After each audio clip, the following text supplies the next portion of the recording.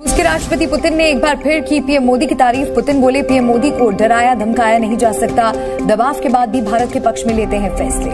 I cannot imagine His Excellency Modi getting intimidated or being forced to take any steps or actions that would go against the national interests of India. वज़ीर आज़म नरेंद्र मोदी साहब को एक और दुनिया के बड़े leader ने सल्यूट कर दिया है और वो है प्रेसिडेंट पुतिन साहब। पुतिन साहब का ये कहना है कि तुम मोदी को नहीं डरा सके, तुम मोदी को नहीं डरा सकते, उसको खौफजदा नहीं कर सके। और मोदी एक ग्लोबल स्केल का लीडर है, दुनिया का बड़ा लीडर है। उसने बोला ये मोदी की गारंटी है कि रूस और भारत बिल्कुल ऐसे रहें, ये मोदी की गारंटी है। ये पुतिन कह रहा है, गौरव आर्य नहीं कह रहा, ये व्लादिमीर पुतिन कह रहा है। This is Modi's guarantee. Bharat एक तरफ से आप देख ही रहे हैं कि अपनी इकोनॉमी में भी आगे जा रहा है, फॉरेन पॉलिसी भी इंडिपेंडेंट है, अमेरिका की कोई खास सुन नहीं रहा है। अगर रशिया से कोई ताल्लुक रखना है तो रखना है, नहीं रखना तो नहीं रखना। किसी की बातों में आके या किसी के भी प्रेशर में आके भारत में काम नहीं हो रहा। तो उसने कहा कि I am admirer of prime minister Modi. किस तरह?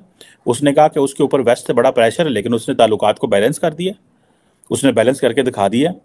अमेरिका जो है, इसमें कोई शक नहीं है कि इंडिया के पास ऑप्शन ज़्यादा हैं, इंडिया मार्केट बड़ी है, इंडिया बायर ज़्यादा है, इंडिया ने 40-45 अरब डॉलर का तेल खरीदा है।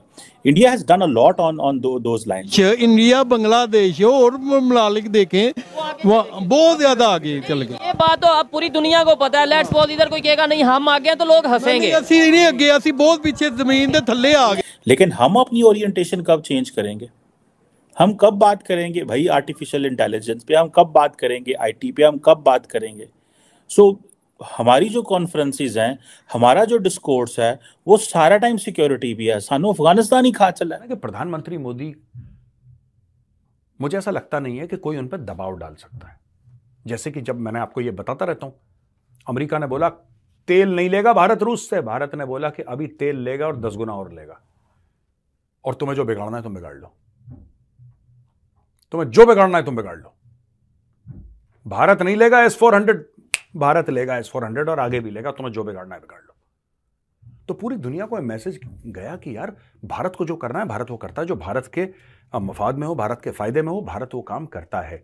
जॉइन दोस्तों, नरेंद्र मोदी और पुतिन को आप लोग को पता होगा, ये दोनों का इतना गहरी दोस्ती है जो दुनिया का कोई लीडर से ऐसा दोस्ती हो नहीं सकता। पुतिन जब भी आता है मोदी जी का तारीफ करता है। उनका ये कहना है दुनिया का जो नंबर 1 लीडर है वो मोदी जी है, मोदी जी को किसी ने झुका नहीं सकता। वर्ल्ड का कोई भी लीडर नहीं है जो मोदी जी को झुका सकता है, ये पुतिन का कहना है। तो आप लोग को पता है मोदी जी आने के बाद जो विदेश का जो नीति है वो बहुत स्ट्रांग हो गया। दुनिया के बड़ा बड़ा नेता मोदी जी को मिलने के लिए तरसता है। इस बात के लेके पूरा दुनिया में चर्चा हो रहा।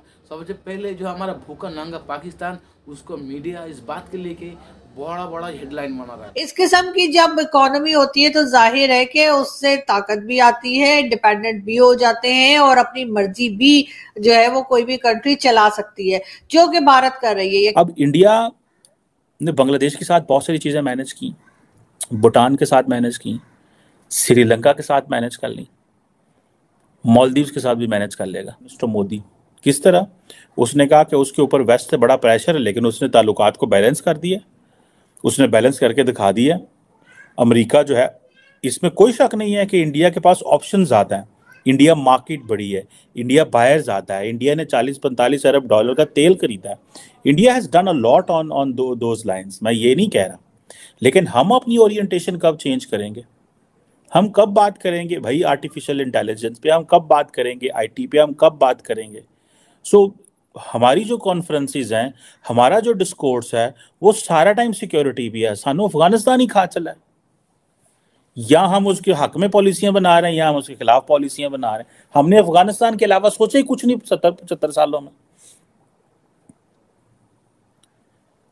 हमारी कोई इसमें अंडरस्टैंडिंग नहीं है कि यार अफगानिस्तान की होन की डे है।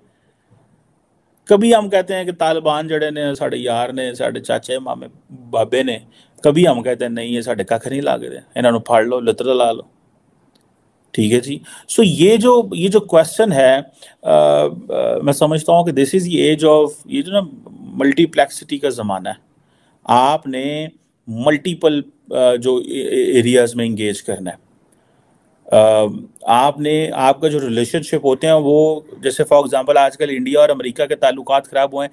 आज I was listening to John Kirby. ना तो उन्होंने रशिया की जो है वो मुखालफत की किसी के कहने पर, और बल्कि हमने ये देखा कि उन्होंने चीप ऑयल, उसी दौरान उन्होंने धड़ाधड़ तेल खरीदा।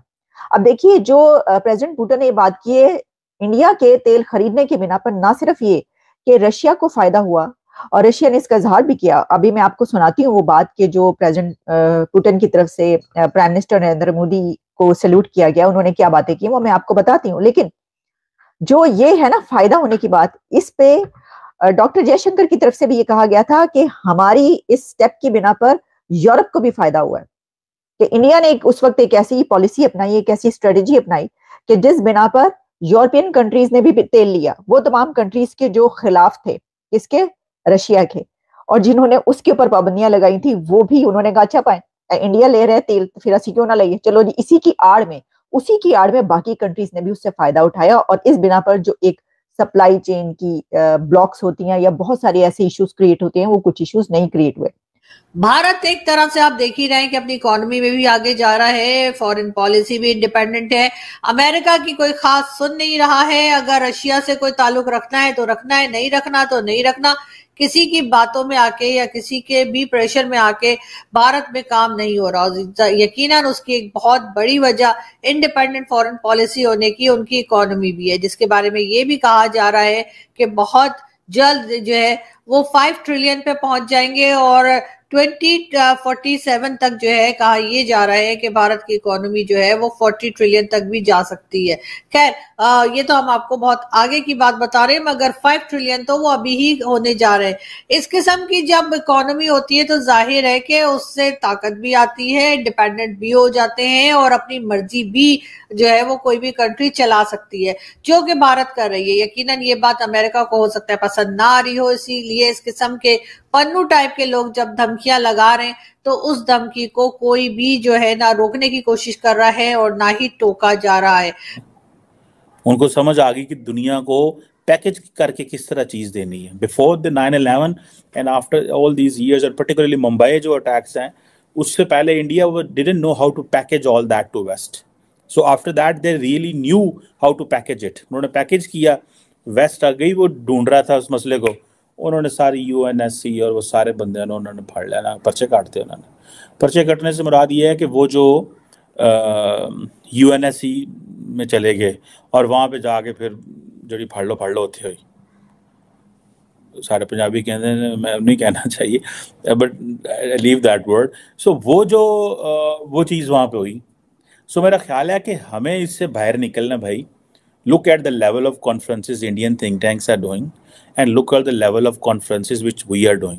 हम बात ही एक चीज पे कर रहे हैं, ठीक है, हमारा word view is completely blocked, हम ब्लॉक हुए पड़े हैं। तो दोस्तों पूरा वर्ल्ड को पता है मोदी जी और पुतिन ने कोई दुश्मनी नहीं हो सकता कभी भी।